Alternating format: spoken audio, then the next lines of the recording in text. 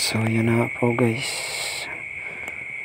ang pagpoproseso ng paggagawa po ng pawd, yun po yung ginagawa. Yan po ang ginagawa ng magulang ko, dahil yan po yung hanap buhay nila dito. Pero natuto na lang din ako sa kanila dahil sa ganun talaga yung ano dito. Ganun lang po yun yung paggawa ng pawd.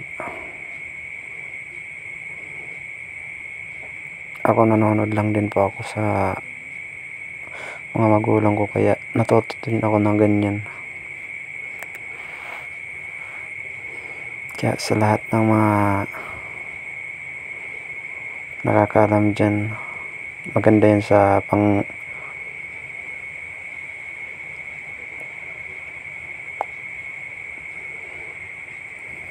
lagay sa bubong, kasi hindi yan mainit, di katulad ng yero mainit, kaya okay yung ganyan.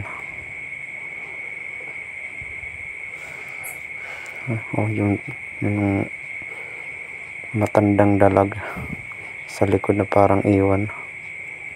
Tingnan nyo guys. Wow, sana all. Ano, kala mo naman napaka galing. Pero marunong na din ako niyan. Kaya hindi ako masyado mabilis dyan, kaya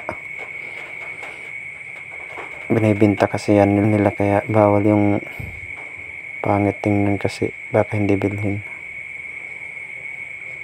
Yung mga magpapaano ng pawd, baka gusto nyo ng ganyan para sa panglagay ng bubong nyo, para hindi mainit, o kaya sa mga kubo, cottage, gumagawa po kami ng ganyan.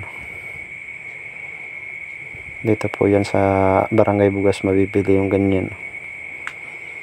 Marami naman yung nagbebenta kahit sa ano, basta. Thank you for watching.